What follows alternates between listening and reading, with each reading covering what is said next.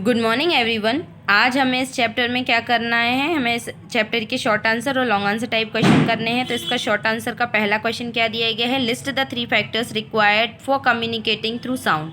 Sound के through communicate करने के लिए किन 3 फैक्टर की रिक्वायरमेंट होती है उसके बारे में हमें बताना है। तो इसका आंसर पेज नंबर 125 पे दिया गया है, पेज नंबर 125 पे। तो यहाँ से आ जाएगा क्या, तो to communicate through sound we need 3 factors, फिर a sound which can produce sound, medium, फिर यहाँ से लेके कहाँ तक, मीनिंग ऑफ साउंड तक। ये हो जाएगा हमारा शॉर्ट का फर्स्ट। फिर इसके बाद शॉर्ट का सेकंड क्या दिया गया है, what are compression and rarefactions. Compressions और रेयर फ्रैक्शंस क्या होते हैं। तो इसका आंसर पेज नंबर 127 पे दिया गया है, पेज नंबर 27 पे। यहाँ ये प्रोपोगेशन ऑफ साउंड की जो थर्ड लाइन है वहाँ से, compressions the regions where air becomes dense and rarefactions where the region where air becomes less dense. ठीक है, ये हो जाएगा हमारा शॉर्ट का सेकेंड। ठीक है, फिर इसके बाद बारी आती है शॉर्ट के थर्ड आंसर की। तो शॉर्ट का थर्ड क्या दिया गया है, what is one complete vibration. One complete vibration क्या होता है। तो इसका आंसर पेज नंबर 129 पर दिया गया है। ये है वन कंप्लीट टू और फ्रो movement of vibrating object about it's mean position is called one oscillation. ठीक है, ये हो जाएगा हमारा क्या, शॉर्ट का थर्ड, वन कंप्लीट वाइब्रेशन और one complete oscillation. Define the amplitude. Amplitude को डिफाइन करना है हमें, टाइम पीरियड को, फ्रिक्वेंसी को, साउंड की। तो ये पेज नंबर 129 पर दिया गया है। तो सबसे पहला क्या है, एम्पलीट्यूड। तो एम्पलीट्यूड डाल के आप यहाँ से लेके द मैक्सिमम डिस्प्लेसमेंट से लेके it is represented by letter A तक लिखना। फिर उसके बाद टाइम पीरियड की हेडिंग लिखना। टाइम पीरियड में the time taken by the vibrating body से लेके in second and denoted by the letter T, यहाँ तक। फिर इसके बाद आप फ्रिक्वेंसी डालना। तो फ्रिक्वेंसी में frequency of vibration is defined as the total number of vibration से लेके यहाँ तक। Frequency small F is equal to 1 time period, यहाँ तक लिखना। तो ये हो जाएगा हमारा शॉर्ट का फोर्थ आंसर। फिर इसके बाद बारी आती है शॉर्ट के फिफ्थ की। तो what are audible and inaudible sounds. कौन से साउंड्स ऑडियोबल और कौन से साउंड्स इनऑडियोबल होते हैं। इसका आंसर पेज नंबर 130 पर दिया गया है। ये यहाँ से, the human ear is able to hear sound only within a limited range. Frequency से लेके यहाँ तक sounds are called inaudible sounds, यहाँ तक है आपका शॉर्ट का फिफ्थ। फिर बारी आती है शॉर्ट के सिक्स्थ की।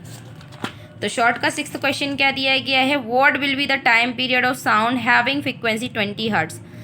क्या टाइम पीरियड होगा साउंड का जिसकी फ्रिक्वेंसी कितनी है, 20 हर्ट्ज है।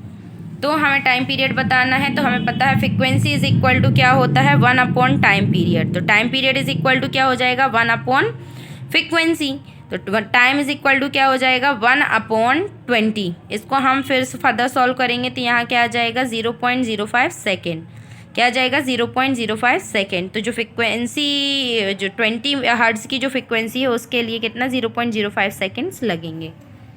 फिर आता है शॉर्ट का 7। तो suggest some ways to reduce sound noise pollution. हमें नॉइज़ पोल्यूशन को रिड्यूस करने के लिए कुछ सजेशंस देने हैं।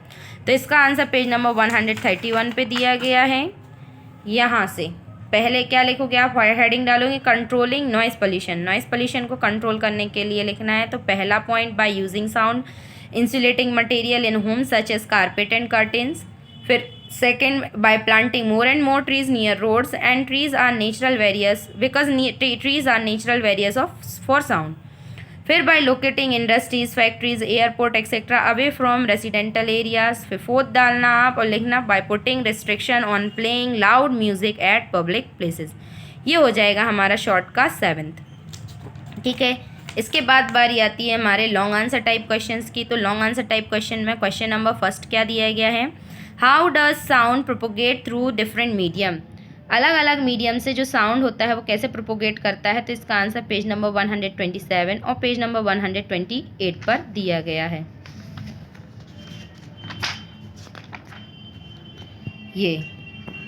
यहाँ सबसे पहले क्या लिखोगे आप, propagation of sound through air.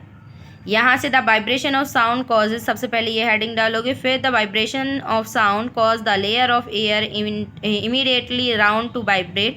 This vibrating layer of air transfer the vibrations to the next layer of air, thus the vibrations keep on moving outward from the sound as waves and carry the sound forward.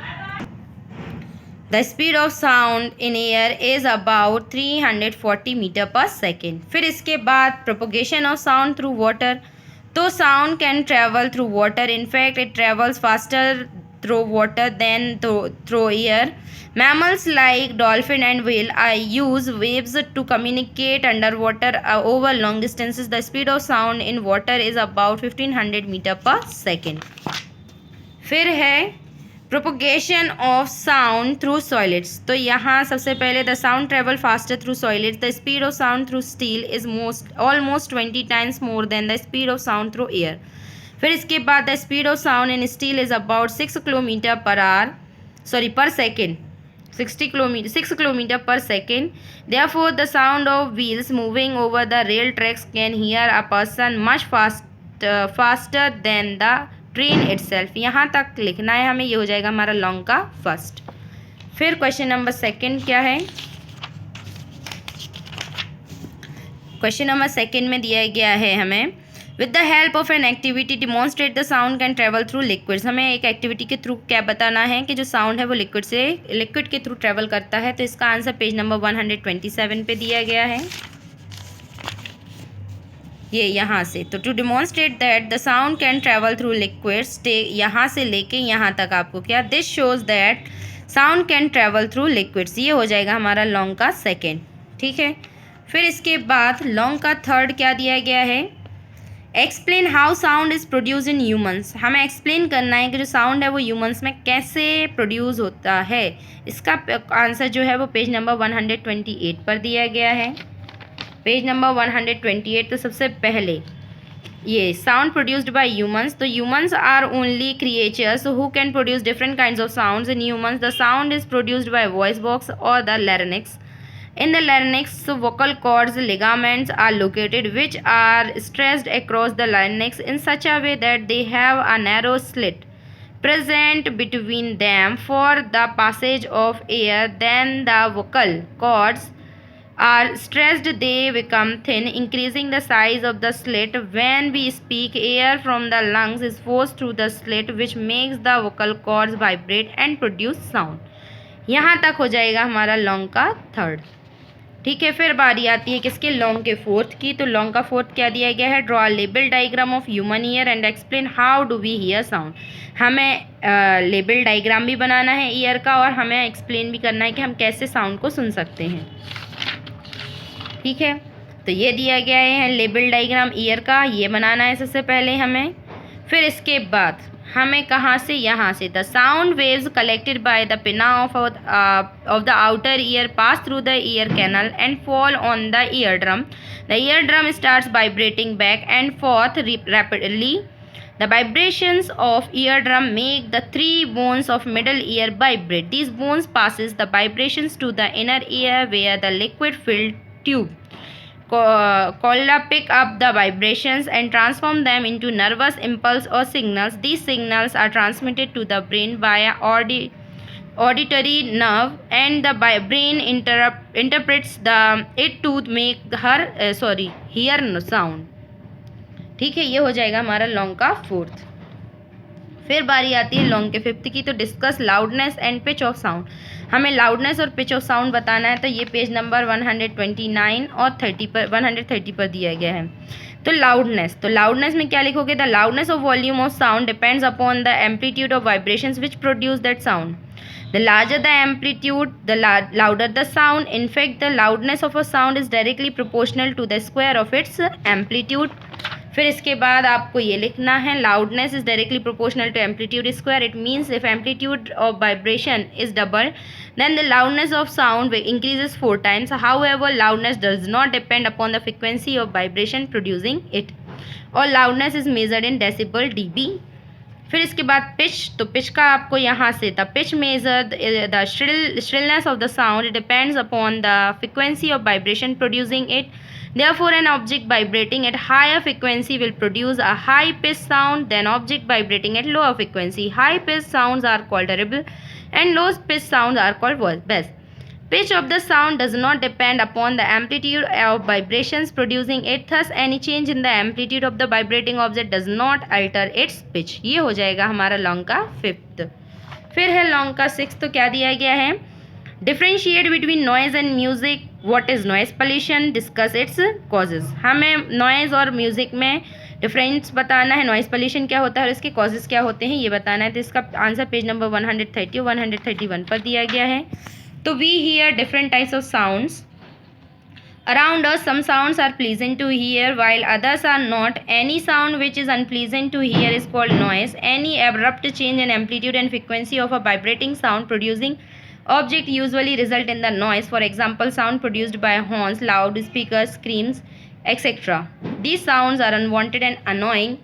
फिर on the other hand, sounds which are pleasant to hear are called musical sounds. These are composed of regular uniform vibrations. The sounds produced by well playing music instruments are musical sounds.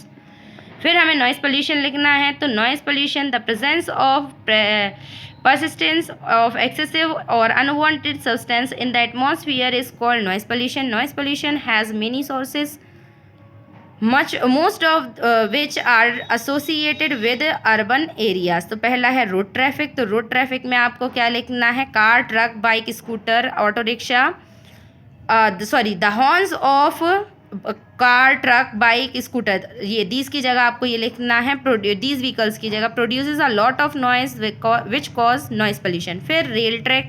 तो whistles of engine of train and sound created by moving train are also responsible for noise pollution. Air traffic. तो construction of airports within the cities has contributed heavily to the noise pollution. Engines of aeroplane generated a lot of unwanted noise. फिर industrial noise. तो machinery of industries create a lot of noise which create noise pollution. फिर है recreational noise. तो loud music playing in parties and wedding functions, election campaigns, rallies, television, bursting crackers are also produce a lot of noise. ये हो जाएगा हमारा long का 6th. फिर long का 7th क्या है? How can we measure noise. Noise को हम कैसे मेज़र कर सकते हैं हमें ये बताना है. तो इसका आंसर दिया गया पेज नंबर 131 पर. तो noise is measured in decibel. The 0 decibel is the faintest audible sound. The loudest sound that can be tolerated by a human ear is about 120 decibel. The intensity level of normal conversation is about 50 to 60 decibel. Moderate auto traffic measures about 50 decibel. Our ear starts spinning above 85 decibel of noise. A person generally cannot sleep if he is subjected to 45 decibel of noise. ये हो जाएगा हमारा long का 7. यहाँ हमारा chapter number 12 complete होता है, मतलब इसके एक्सरसाइज कंप्लीट होती है. अगर आप लोगों को कोई डाउट हो तो पूछ लेना. Thank you and have a nice day all of you.